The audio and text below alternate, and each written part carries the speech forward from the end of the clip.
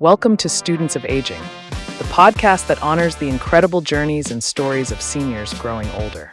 Tune in and become a part of our community as we redefine what it means to age gracefully and purposefully. We're talking about being culturally sensitive and differences in ages and things like that. And there's a story about a Frenchman and a German who meet and they get to talking, and the Frenchman says, "So, what happens if you lose your license? What do you do?" And the German says, "Well, you cannot drive." And the Frenchman says, "Well, what if your daughter calls and she's stranded and she needs a pickup? What would happen?" He says, "It cannot be done. It is verboten." And Frenchman says, well, what if you needed to get to the hospital? You need to do something really important. German says, "It is impossible." So that's sort of, how we look at things in terms of straight and narrow, and that's our culture. True perception, true expression, Miksang templative photography. Welcome to the Students of Aging podcast. As we age, we move from a work and family environment to be able to explore more creative opportunities. We have time to explore new paths to cultivate creative expression. The podcasts touch on topics that are important to older people and the community. I'm Jessica Hoon. I am joined today by Jeff Young, whose education and background has led him to a particularly interesting view of how we view things. Jeff is a member of the Wood Green Community Advisory Committee and has introduced Miksang photography to the group. Last fall, 11 people were handed cameras, digital cameras, and told to go out and shoot the world. So I'm going to start us off with a quote from Michael Wood, director and co-founder of the Miksang Institute. "There is no other moment." It may sound simplistic, but nonetheless it is true. And when we really connect with that truth, it can bring us fully into the moment. When we fully land in a moment without feeling or thinking there may be a better time or place than this one, we suddenly come to our senses. We are fully there and available and ready to connect with and appreciate what we see. So Jeff, how does this quote affect your approach to Miksang photography? Well, this quote affects my approach to everything. I was fortunate I think it was in the 1980s, to find Miksang. A colleague of mine, I'm a retired high school teacher, a colleague of mine suggested I go do a workshop down on College Street near Christie Pitts on the third floor of an old house, and it was remarkable. So Miksang is taught by the Shambhala Buddhists. Miksang is Tibetan for the good eye, and the Shambhala Buddhists believe that you can reach enlightenment through the arts. Duh. So any of us who have any sense of the arts know that you're always just on that edge of enlightenment. It made incredible sense to me, so much so that the first few Miksang photos I saw, and it still happens today, make me laugh. That's my response, is just childlike laughter. And I do believe that's because that's the moment. So I took the course, and like I said, at the time I was a high school drama teacher, so I was already fully involved in creativity, and I also happened to be involved in the intuitive. We did a lot of, we taught young actors, and a lot of our approach was to train their intuition. We used to tell them that we were going to show them how to get out of their own way, how to get out of here and into here. So those two things dovetailed beautifully. I'm also the kind of guy who's, I think, the first guy in the room to say, "I'll do that." That's worked often quite well. Sometimes it's been terrible. But I decided, when I had teaching opportunities in photography, I thought, I can do that. So a bunch of us in 2010 were planning a trip to Africa, 3 teachers and a dancer. The dancer's sister worked in Tanzania, and he said, wait a minute, my sister works in Tanzania. I bet you she can bring us over. She worked with the Maasai. The Maasai were looking for technologists. That was their phrase. Because they had no written language, they were afraid that their oral traditions were disappearing among their young people. We hooked into that, and I said, well, I'll teach mixing over there. And off we went, 10 months later. 24 printers, 24 cameras, 10 printers, 2 laptops. We taught photography to the Maasai in the dirt. Wonderful. And that led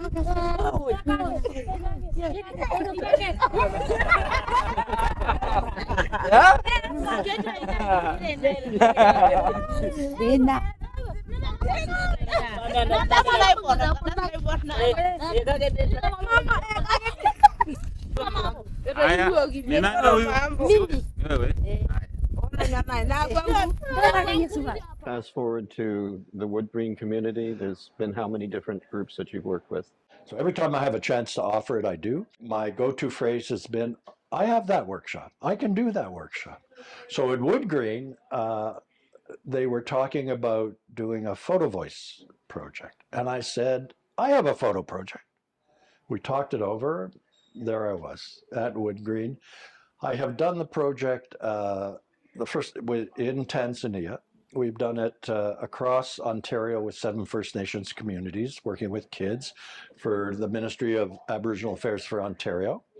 Then I peddled a few high school workshops, elementary school workshops. I went back to Africa with the Ontario Public School Teachers Federation, the Big Book Project. So they have very, very large classes, and they wanted to make literal big books so they could read them and hold them up at the front of the room, and everybody a half a mile away could see it. So the books we made were about this big. The teachers I was with did curriculum, and I did photography.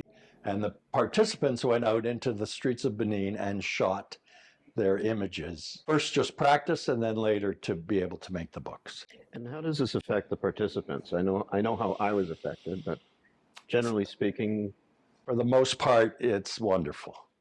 There's always someone who doesn't get it. You're asking, when we do this work, we're asking people to take a leap of faith. The other place I did the workshop was for the March of Dimes in York Region with aphasia survivors, men and women who had had strokes or acquired brain injury, and the majority of which were nonverbal and paralyzed on the left side. wow. So I stood up and I said, okay, I need you folks to move more slowly in the world. So the irony does not escape me. Right. When I do this project, people get it. I think, yes, I know that people get it. We are taught or trained not to have moments. Yeah, the rush of the world is very much upon us. Yeah, so we have to be downtown by 5 o'clock. Yeah, and we need to do this on this day, and we need to do that. So how does this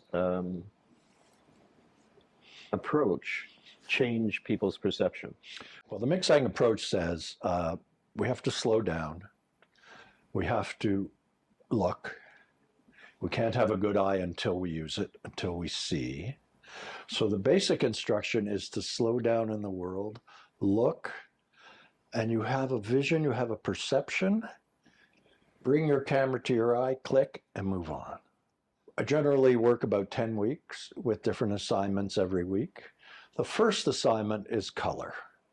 So we say to the group, I want color. I don't want colorful. So I don't want a red fire engine. I want fire engine red. Mm-hmm. And the trick for them, the trick is to go out with your camera, fill the frame. So not to shoot objects, because objects are here. I'm going to shoot the pear on the table. The one thing we never do is still life, because it's far too recognizable. What we want is for people to move into the not unrecognizable, but the not recognized. So I never stop and look here. there are maybe 2,000 pictures waiting for me on this brick wall. But it's irrelevant to my existence until I make it relevant. So I ask people in the mixing photography to be much more aware, move much slower so they can foster that awareness. We do color, line, shape, light and shadow. But the first most interesting assignment is called dot and space. So you go out into the environment and you look for a dot in space. I had a lot of fun with that one. Yeah.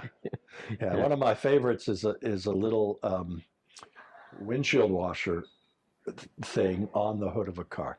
But when you shoot a mixing, you shoot very close. It's not macro photography. It's not the same thing at all. We are filling the frame so we can have the full sensation. Right. The story I like to tell is that after I became enthralled with this, I could no longer take a camera on holidays. So we go to Mexico and my wife is 1.5 miles down the beach and I'm back here still with something. Well, I only have 100 more shots here. I'll catch up. I found that also. I thought, okay, I'm going to go out and shoot for half an hour. Yeah. And an hour and a half later, I haven't moved from where I started. And I'm going, wait a second, shouldn't I be doing something else? Exactly. And the answer is no. Okay. The answer is you should be fully aware and alive in the moment, as you read in that quote. It does change your perception. Yeah. With older adults, did you see that there was a challenge for them to shift focus, as it were, to become engaged with the process? And I don't think, maybe a little more than younger people. I think just because adults are set in their way, I don't think it has to do with any kind of disability or any kind of degeneration of ability. I think it's because, if you're 82, you have a way of doing things and you've been doing it for probably 60 plus years. Yeah. A young kid has the opposite problem. A high school student has an attention span of about 1.5 minutes. And I'm saying to them, no, we got to have longer attention spans. We got to go inside. So it's inconvenient for people. As you said, you had the feeling, shouldn't I be doing something else? In our group at Wood Green, people went to places they hadn't been in years. And again, always people see things that they have never seen before. And I say to them, well, you have seen it, you've just never looked at it. Right. And as you say, you visit places that you may have been to before, but just around the corner, there's something totally different. Or just up above. Yeah. And the other thing we teach is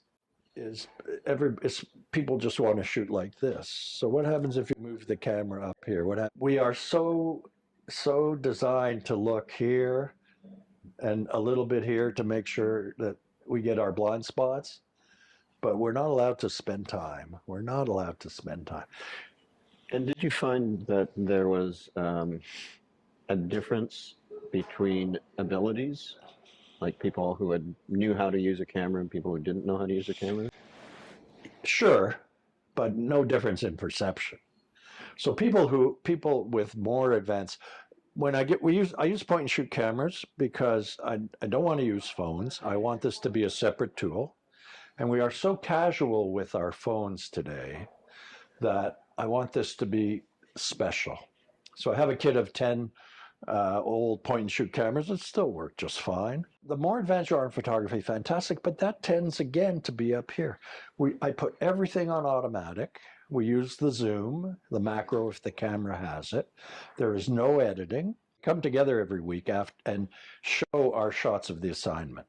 And then the group is available for critique and support. What is it that you're supposed to learn, or what is the learning process? What's the outcome? I think you learn how to see, number one. Number two, you learn how to trust your own perception, your own creativity, and your own stillness. I'm not sure how much creativity there is if you're not still. Now, I know, projects, directing, acting, there's chaos. But if you can bring your personal, you acted. Yes. If you don't bring your personal stillness to the set, you can't do anything. Well, you have to be in the moment. You can't be outside of it No. thinking about what am I No. going to have for lunch? What am I Yeah. going to do Yeah. tomorrow? Yeah. What time is And my date? and around the periphery of what you're trying to do, it's chaos, it's madness out there. That's a metaphor for the way we live. What's outside of me is chaos. Getting yourself out of the chaos, and that can be a metaphor for everything. Getting yourself out of the material world, getting yourself, anything that works for you, anything that gets in the way of you knowing yourself. And one of the surprising things I found now that I'm retired, quote unquote, is I don't have any time. there's so many opportunities, Yes. and I think that you probably find that as well. That there's Yes. so much opportunity to explore and develop, and find new ways to communicate. Yep. I have never been busier. I have never been creatively happier. I retired. I was 58 years old when I left teaching, and I immediately started looking for work. And I applied to 2 or 3 jobs, and I'm sure they were ideal jobs for me. So the first job I applied to was Young People's Theater, who was looking for an educational consultant coordinator. It was the ideal job. I didn't get it. I kept at it 2, 3, 4 times. And I know 58 isn't that old, but I'm pretty convinced it was kind of an ageism issue. Yeah, I find that as well. I think that Freedom 55 is a myth. Yeah. First off, there is no freedom, Right. and then people sort of stop seeing you. Well, that too. So That this too. is another aspect of the That mixing. too. Yes. I mean, I always thought I was what I did. Yeah. This is my husband, Jeff. He's a teacher. This is my friend, Jess. He's a whatever. We introduce people like that. We tend to define ourselves as what we did. Well, all of a sudden, I didn't do anything. So what did that mean? I was invisible, and I panicked. Do you think that's affects a lot of people who have reached the precipice of, quote, retirement? Yes. That they sort of Yeah. fall off the edge, and then they're free form floating without a parachute. Yeah, and they don't know how to get back. Yeah. And it has to be something meaningful. I know a fellow who retired very young, in his early 40s, played golf for a year and went back to work. He said to me, "How much golf can you play?" I said, "You're right, man." My friend Ben and I tried to sell this service. So Ben and I came up with a kind of a headshot thing. We called ourselves Social Image. And we were ready to do headshots, but more importantly, we were going to try to sell business headshots to Ryerson and business schools. Didn't sell. I tried to sell my workshop. It didn't sell. So I'm in a fortunate enough position to have a teacher's pension. So I gave it away.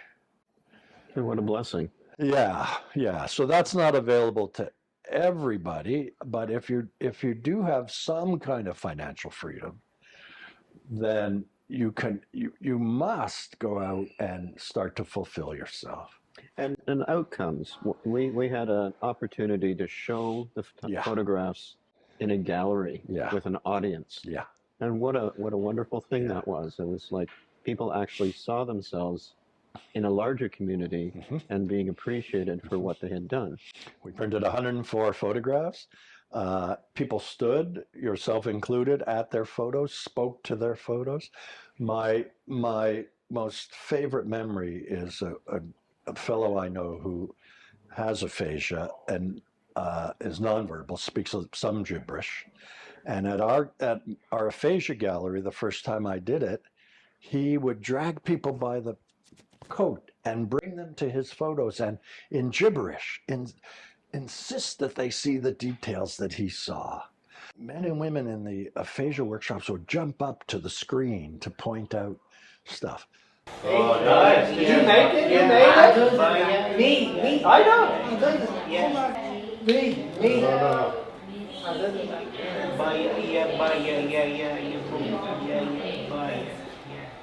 Outside. Outside. Okay. The ownership. I mean, what a wonderful thing to be able to give to people.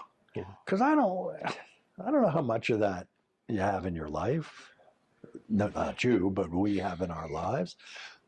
You know, how much ownership, how much satisfaction do you get from your work? You work because you have to eat in some cases. But in this case, and certainly in this work, because it is inward looking and peaceful and quiet and powerfully creative, I find that the people in the workshop get enormous fulfillment. Enormous. As soon as we're done, they want to do another one.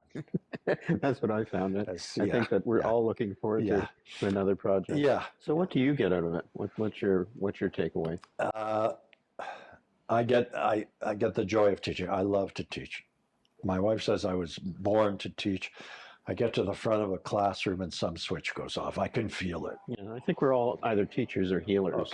Okay. So, Yeah, I'm not a healer.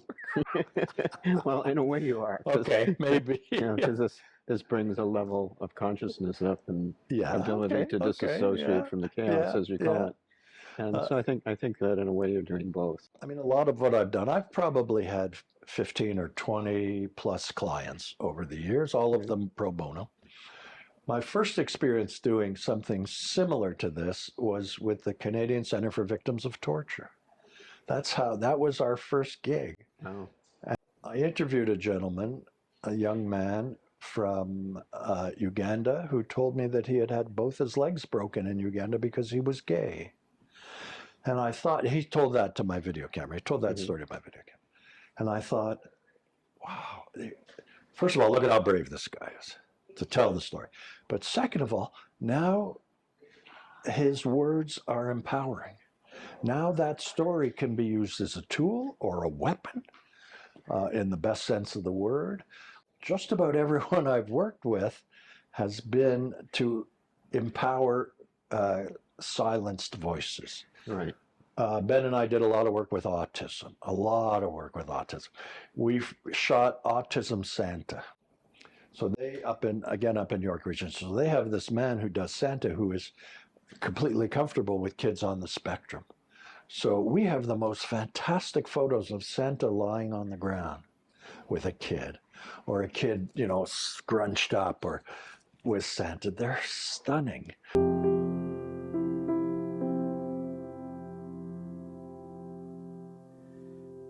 Dashing through the snow in a one-horse open sleigh, o'er the fields we go, laughing all the way. Bells on bobtails ring, making spirits bright. What fun it is to ride and sing a sleighing song tonight. So Ben would shoot the photos, I would shoot the video, and then we just gifted all of that to people. So, my experience with parents who have kids on the spectrum, it's bloody hard. So to be able to give back, to be able to give something to them made us both very, very happy. Working with shelter, I've done a few projects with kids shelters, just empowering that disenfranchised voice. That's really interesting because I worked a fair bit for a number of years with people who started off with shelters and places that people had been disassociated with general society, and using language, using expressive writing as the media. And that was really important to them. They'd come out with big smiles on their faces, and because they've been heard. Yes, they've been empowered. Yeah. From a worldly point of view, was completely lost. And I need to be in this world. I am in this world. And I need to have a roof over my head. And I need to have food in my stomach. I live by HALT. Hungry, angry, lonely, and tired. I mustn't be hungry. I mustn't be angry. I mustn't be lonely, and I mustn't be tired. Because then I have no health, and I have no wealth.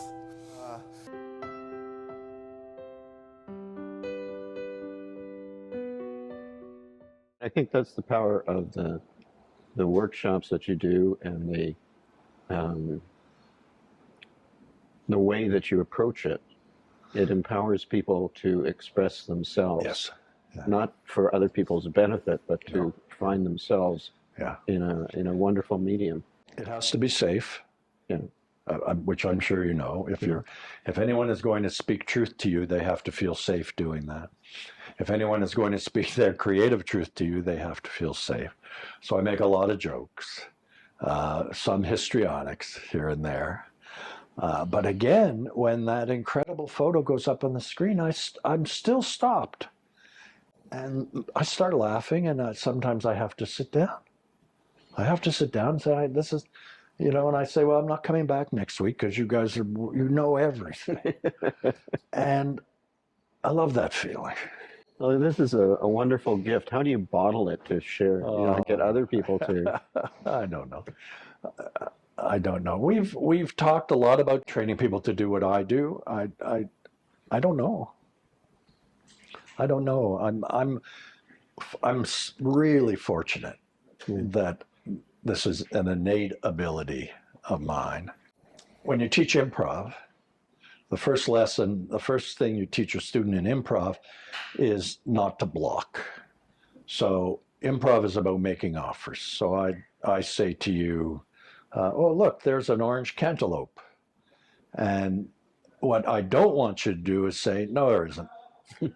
So the exercise, the rule is you say yes and, as opposed to no but, right? There's an orange cantaloupe there. No, there isn't. There's a green papaya. We're done. There's an orange cantaloupe there. Yes, and if I only had a fork, we could eat some. So that's called yes and. That's me. I'm the first guy in the room to stand up and say, I can do that, whether I can or can't. I think I can. Well, that's the important thing. Yeah. Is to provide an experience that people go away from saying, I really enjoyed this process. Right. And I think that's one of the things that Wood Green does so well, is that whatever they do, they try to engage both their staff and the people that are doing it. Yeah. So that everybody gets a positive event out of it. Mm-hmm. So does this Mixang have an application in VR, do you think? Oh, I hope not. Well, you have to learn new technology. I can't learn any more. Any new technology, I refuse. I am at my limit. And the Mixang movement is really anti-technology. It really is. Yeah. Like I said, basic cameras. I have a technology that works, and then the rest of it is just look and see. I found the Impressionism exercise a bit of a challenge because, first off, I don't do absinthe. Right. And if I take off my glasses, I'm blind. So, perfect. So maybe that was the right idea. But it was really quite... the Impressionism, the glass, looking through the looking glass. Yeah. Like I'm sitting here right now, and there's a cabinet behind you with the most interesting reflections. Oh, so where's your camera? Yeah. But that's what has happened to me. It is, I see it everywhere. And I don't need to photograph it. I would love to photograph it, but I can't carry the camera. And I often see it from the car because I drive most places. I don't walk or take transit. And I see it from the car, and I pause and I look, and, well, I'm just seeing these 4 colored chains up here. So I see it everywhere. I have the vision, and then I have to move on because the guy behind me is honking. Is this something that you develop over time, that you learn to see more clearly? And yes, I would say yes. I would say you also have to be prone to it. You have to be ready. Some people fight, and some people get 50% of the way. Some people get 0% of the way, and that's the way it works. But you do have to be prone to it. You have to be vulnerable to it. But people fight it because it's not what they're taught. So the advice to older people is to explore, to see, and do.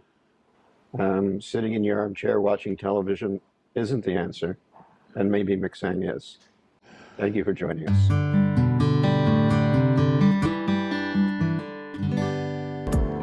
Thanks for watching. If you enjoyed this video, don't forget to hit that like button and subscribe for more amazing content every week.